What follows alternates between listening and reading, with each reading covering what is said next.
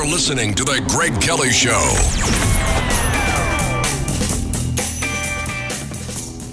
Candidate for governor Harry Wilson joins us right now. Harry Wilson, who came very close to becoming comptroller in a very competitive election several years ago where it was very difficult for Republicans. He came very close. He could do it again. Who knows? Anything can happen in politics. Harry Wilson, candidate for governor on the Republican side. How you doing? Great, Greg. Great to be with you. Hey, listen, make the case. What's wrong? We're convincible, but what's wrong with Kathy Hochul?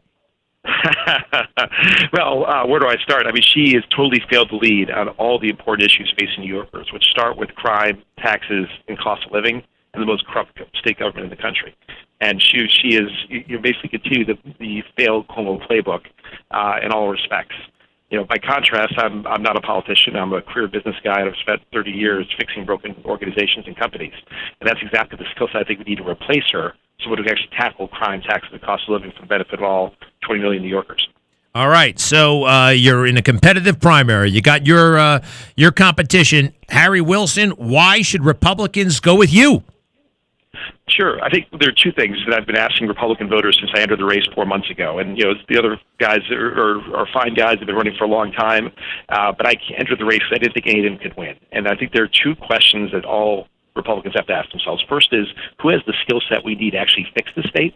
Because it's not enough to just say no to the other side, which anyone with common sense would do. We actually have to fix the most broken state government in the country. And I'm the only one who's done that. In fact, I've been doing it successfully for 30 years at the highest levels of American business.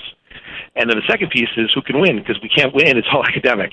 And in the last 20 years, only one Republican has come close to winning statewide. That was me, as you pointed out earlier, in the 2010 state controller race. No one else has come within 13 points, Greg. And that was my first and only campaign. I was not well known by even on election day back then. I still almost won. Had I been better known, and I will be in a gubernatorial race, I'm actually quite confident I can win, despite the party registration disadvantage. And if you look at the other candidates, you know, Rob didn't win statewide when he ran before. He lost by 14. Lee has never won crossover votes in his district, much less statewide. And so I really believe I'm the only candidate who can win. That's why it's so important to focus on tomorrow. Well, something you got under Zeldin's skin, your opponent, in a big way. I haven't seen anything like that in a long time. Tell us a little bit about that moment. And again, you know, one thing you got going against you here, name recognition. So, tell us a little bit more about your business career and what is it with Zeldin? Yeah. So let me hit the second question first. So I think he made transparent what we know, which is this is a two-horse race. And he is melting down because he's been running for a year and a half. He's still not put out a case, and he's falling fast, and we're rising fast. And that's why he attacked us. And that's all he did, as you know, in the first debate, most of the second debate, and then even part of the third debate. And so I think that tells you everything that we need to know about what his polls are telling him. And I think it's because we offer a very different case. We're not a failed career politician who didn't deliver when he was in Albany the first time around. We're someone who actually will deliver for the people of the state. So that's why I think he was attacking me. Most of the things he said about me weren't true. Like I pointed out, he actually asked me to run on his ticket. So when I said no to that, I think he got flustered and started attacking me back in January, even though I didn't even enter the race until February 22nd. Go ahead. No. And a little bit more about you. I mean, Harry Wilson, you went to Harvard, and I know you've done very well in business, but it's not something that a lot of folks maybe know about. What would you like them to know about you? Sure. So first, I grew up in a small town upstate New York, first-generation Greek-American. My mom moved there 11 months before I was born. My dad was a son of two Greek immigrants who changed their name to Wilson at Ellis Island. So we only spoke Greek at home. I didn't learn English until nursery school. Worked my way through. My dad was a bartender. My mom was a sewing machine operator. Started working when I was 14, and was first in my family to go to college. Went to Harvard Business School. And that's what really launched me on my business career. I worked on my first turnaround when I was 22 years old, and loved it, and had a real talent for it. And so just over the next almost 30 years since then, I really built on running some of those complicated and difficult turnarounds in American history, from General Motors to Sotheby's to Yahoo, all companies that have been mismanaged for years or decades, and everybody said could not be fixed. And I would come in, develop a vision and a plan, and then rally tens of thousands of people together to work together as a team to effectuate that plan. And we've, knock on wood, we've succeeded every time in reversing this mismanagement of the past and helping the company succeed. And that's what I think we need to do in New York State government. All right, Harry Wilson. I am. I got the election commission right here. They get very sensitive about the time that you candidates are on these days. I got 15 seconds. The final word that you would like the voters to know before primary day tomorrow. Vote for the guy who can win and fix the state. Vote Harry Wilson tomorrow. All right, Harry Wilson, candidate for governor. Harry Wilson, we appreciate it so much. Good luck. I know this is a brutal process. It can be, and it's really incredible that you would take this step. Good luck. Thank you, Greg. Really appreciate it. All right, you bet. Whatever happened to modesty? Modesty, right? Does anybody ever talk about modesty? Like having a little bit of modesty? No. If you got it, flaunt it. Whether it's money, whether it's a beautiful set of legs, I don't know. Let's see here. Modesty. The quality or state of being unassuming or moderate in the estimation of one's abilities. With typical modesty, he insisted on sharing the credit with others. Let's see. The quality of being relatively moderate, limited, or small in amount, rate, or level. The modesty of his political aspirations. Behavior, manner, or appearance intended to avoid impropriety or indecency. Modesty forbade her to undress in front of so many people. Well, immodesty is I was a little aghast, and I've seen it before. Maybe now it's that I'm married, children, whatever. I don't need to see it. I don't want to see it, actually. It's somehow distressing to me. It's too much or not enough. Not enough. Too much skin, not enough fabric. I know that sounds a little bit old world, and believe me, I am. Well, what do I mean by that? I mean, look, I've seen it all. I've led a full life, and for a good chunk of it, I was what you would call something of a hedonist. All right, that's kind of what motivated me: adventure and fun. And now that some of that stuff bit me in the ass, quite frankly, I am more measured.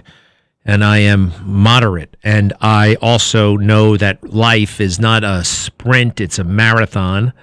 And if you want to have maximum impact, if you want to live up to your ultimate, your God-given potential, you can't be running around like an idiot on Saturday night dressed like that. Okay? There.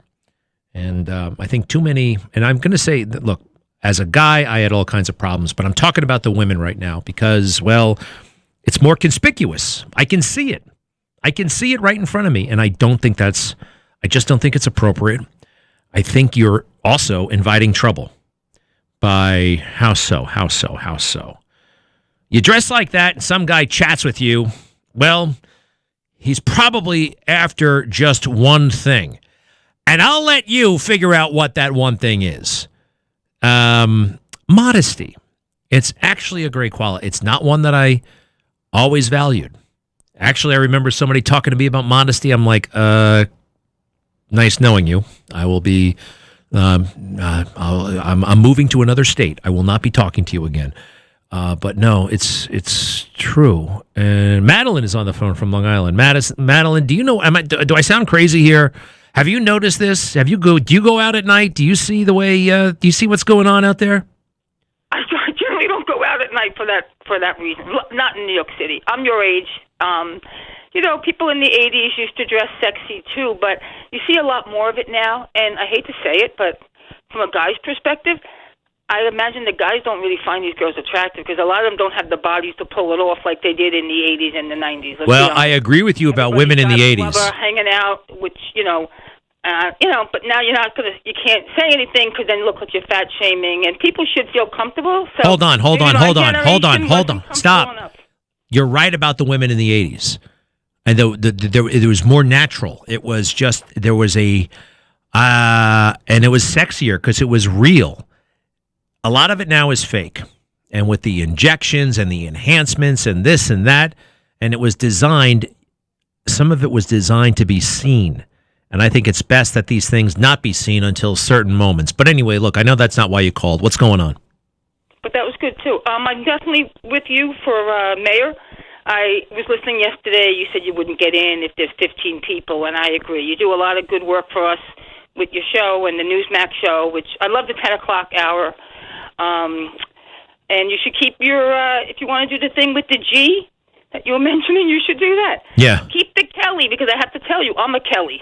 So when your daughter was born, I remember thinking, wow, we have the same name. That's I don't know if she has a middle name. But I should know enjoy that. your shows and all your insight. You're a very smart guy, and you got a great sense of humor, so keep that up, too. Well, Madeline, you're so kind. Thank you very much. I will take a very serious look at it. Madeline Kelly, not to give too much away, I appreciate it. I don't think we have a middle name for her yet. We've got to work on that. And they are doing amazing things. One of them, by the way, the older one, Annalise, she went swimming this weekend, and it was just a joy. This stuff is... Now I know what everybody was talking about, watching them grow up, and now she's kind of speaking in complete sentences. It's a really special thing. Madeline, thank you. You have any kids?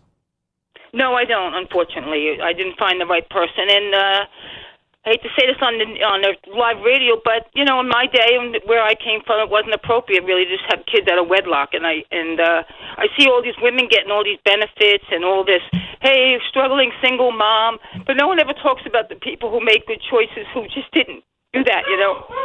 So it wasn't my choice, but I wasn't going to just settle for anyone. And then by the time you're 27, 28, you'd really have to settle or date someone 15 years older. So some of us, it didn't always work out for us. You can still have a decent life.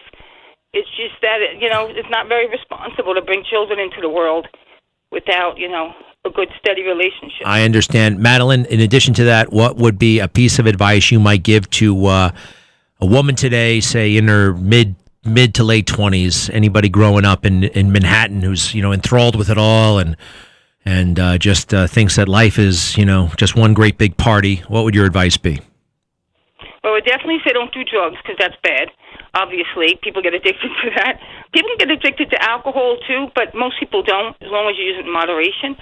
I don't have any advice. I actually feel very sorry for them, because they're all on these apps and what have you that we didn't have to deal with. So I know, it was like fun. A lot of them feel like they're not getting anyone, so they just do whatever they need to get attention. If they taught basic psychology, people would realize what you were talking about before, modesty, and also humbleness.